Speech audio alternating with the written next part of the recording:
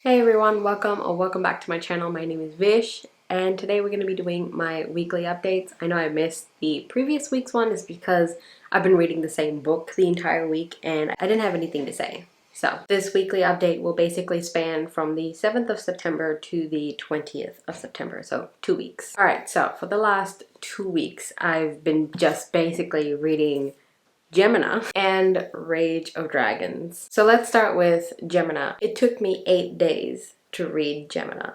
I know it's a long time to read a mixed media book, but it took me that long to read it. I have just been other things going on with uni and that, so it took me a while. But I managed to finish it and I gave it a 6.3 out of 10, which translates into a 3-star rating. So Gemina is basically the second book of the Illuminae files, the first book being the Illuminae, which I also read this month, so in the beginning of the month. And that one I read pretty quickly, but this one was a bit of a struggle to get through. So this one was also told in mixed media like the first one, but this one is basically about two different characters but in the same world as Illuminae. The events taking place in this book is after the events of Illuminae. We follow two characters who are essentially hostages in this book.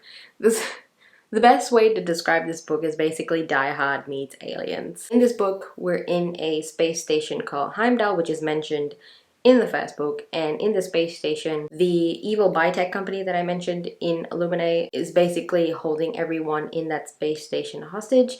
And our two characters, Hannah and Nick, basically are the only ones that are not taken hostage, so they basically have this die-hard situation where they have to take down the terrorists and rescue everyone. I'm not kidding with Die Hard because there is air vent climbing in this book as well. It's just very Die Hard reminiscent.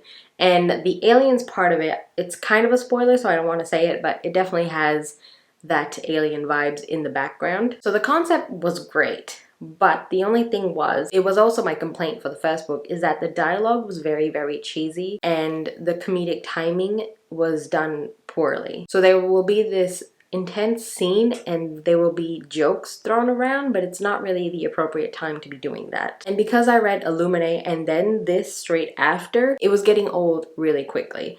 So that is why Illuminae is a 4-star and this one is a 3-star, because it just went on and on and on. And this book is about, I think, more than 600 pages and it should have been way shorter than that. I didn't continue on to Obsidio just yet. I just needed a break from this particular writing style and the dialogue before I jump into Obsidio, but I will definitely go into Obsidio because I want to find out how it ends. And then I started Rage of Dragons by Evan Winters. This is the September book club pick for Shelf Space, and we're all reading this at the moment, and the live show is on the 26th of September. I will link Jesse's channel down below so you can check it out and join the Discord, of course. I am about more than halfway through the book and I'm enjoying it. There are certain things that I don't like about the book and there are certain things that I like about the book. So the Rage of Dragons, oh no, Alan's going to kill me because I've basically going to say the synopsis that everyone's been saying. Okay, cool. Rage of Dragons is essentially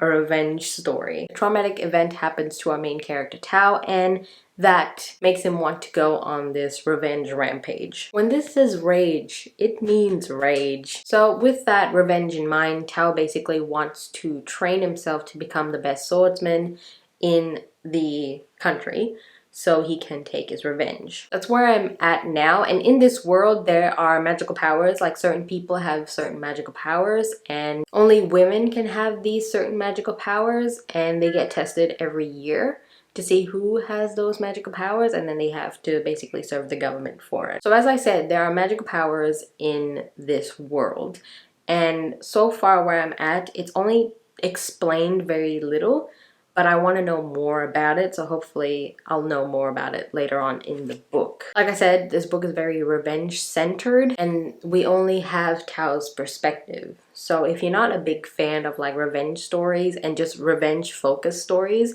you might not enjoy this. Another thing is that the fight scenes are not done as well. I mean, compared to Brandon Sanderson and also Robert Jackson Bennett, their fight scenes are very natural. It's very clear to picture it in your head. Whereas for me, these fight scenes are not very clear in my head. It feels really choppy and I kind of have to go back and read it again. It's like, wait, that didn't make sense in my head. So I had to go back and read it and see and try and make sense of it. But most of the time it doesn't work anyway. And fight scenes are very important in this because, as I said, Tao is training to become a good swordsman.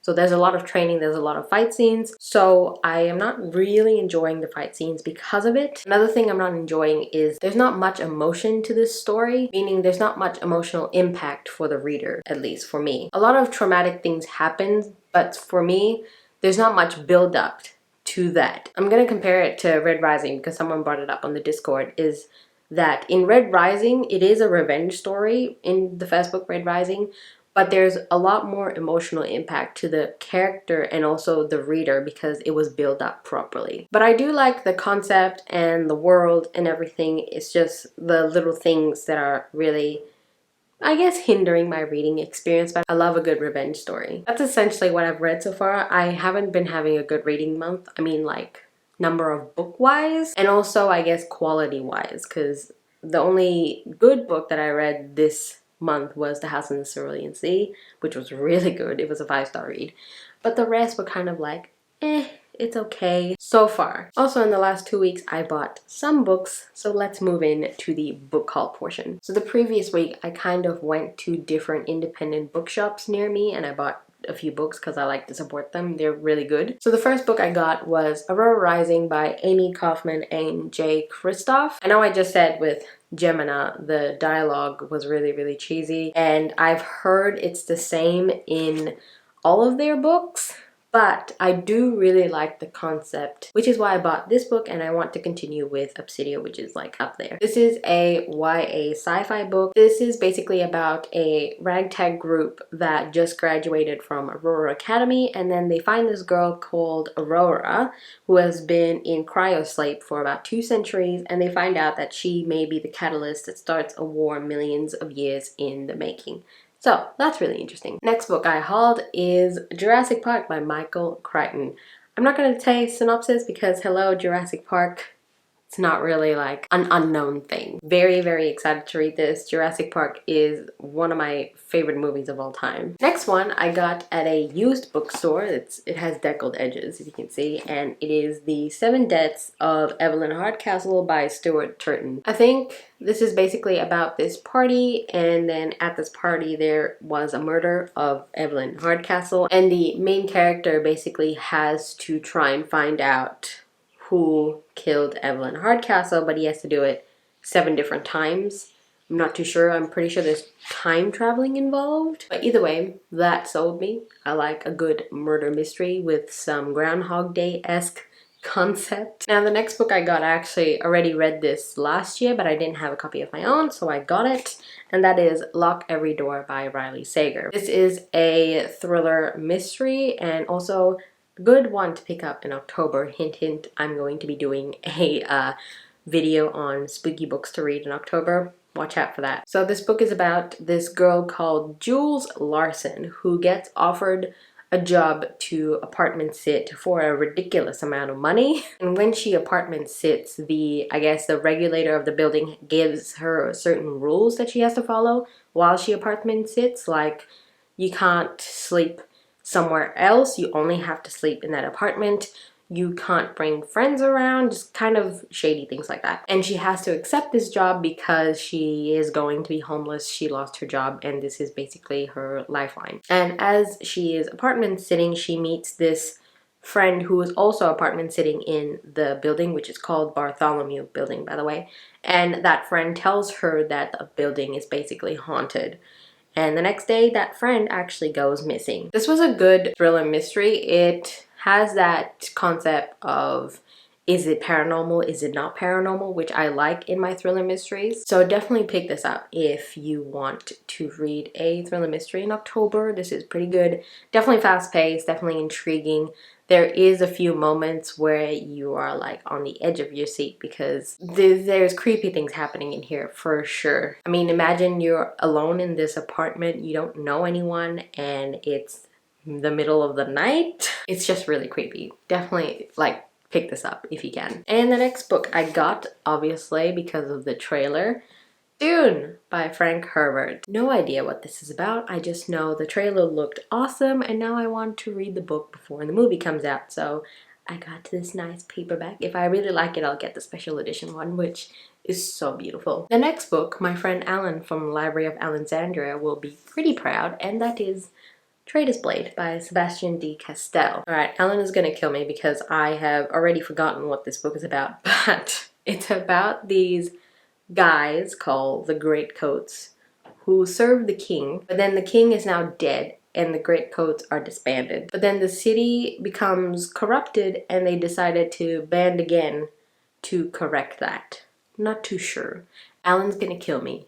I just know he absolutely loves the Greatcoat series, so I'm gonna read it because Alan said so. And now, Alan, you have to read ACOTAR because I said so. And the last book I hauled is Blood and Honey by Shelby Mulhern. I think you can see Serpent and Dove is like right there, and I read that in April and I absolutely loved it. It's not a 5-star rate. It was, I think I gave it a 4.5. At that time I was doing half-star ratings, so I think I remember giving it 4.5.